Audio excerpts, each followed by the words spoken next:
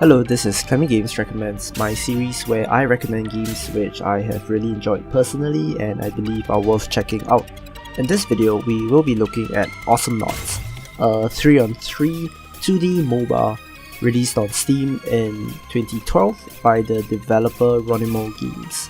Now, the term MOBA or Multiplayer Online Battle Arena does not really mean anything on its own and is kind of silly once you think about it. But this term has been used to describe some of the most popular games in the world, such as Dota 2 or League of Legends. These games are characterized by a high skill level and a ton of information that needs to be processed in the minute-to-minute action. Players must, in advance, know the characteristics of the opponent's hero characters, usually in rosters featuring hundreds of characters, the multitude of possible team combinations, as well as item or even possible skill builds. The information asymmetry due to the fog of war in the traditional RTS perspective does result in exciting observations of player psychology, which can then be a joy to watch or to experience for yourself.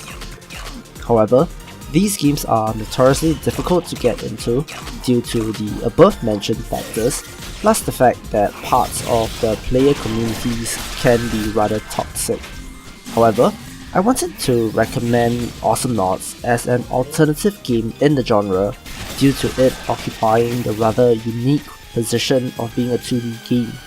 This immediately makes it a little more accessible to players who are not used to a mouse and keyboard, and the shift in perspective and controls also turns the MOBA into a side-scrolling platform of sorts, which is a welcomed change of pace for seasoned veterans of the genre. The core gameplay is similar, with players guiding creeps to take down enemy towers, with the ultimate goal of destroying the enemy's core.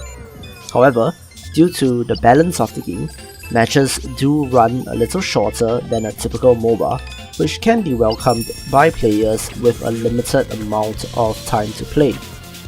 Awesomenauts does also feature a large roster of interesting characters, from robots to space cowboys and even a mech-riding alien. These characters do have typical classes or roles such as tank, support and assassin, but their unique designs make every character a joy to play. The game does still retain the complexity of skill builds, although items are not a feature in this game. The puzzling over what skill to upgrade when can still be a pretty enjoyable experience as you alter your playstyle to suit the situation. Maps in this game are also varied and unique, with each having some interesting feature such as a giant sandworm or even a jungle of sorts. Hidden areas allow teams to ambush their opponents, and the constant push and pull of battle always keeps players on their toes, ready for the next engagement. At the end of a match, win or lose, the player does gain some in-game experience which feeds into a meta player level.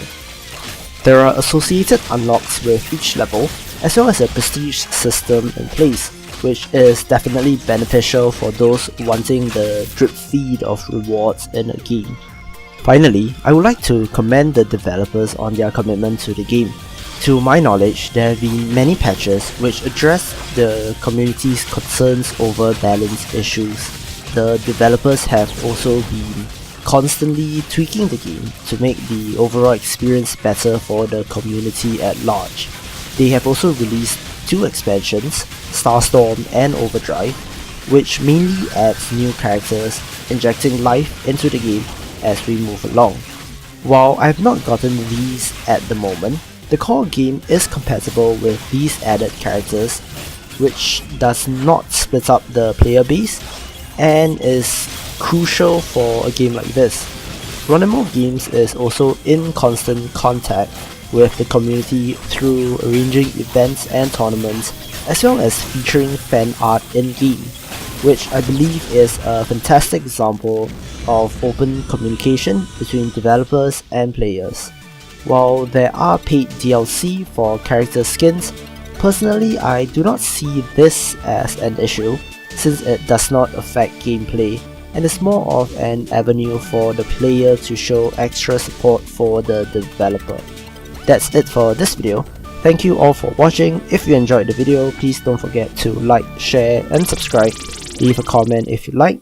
Thank you, and I will see you in the next video.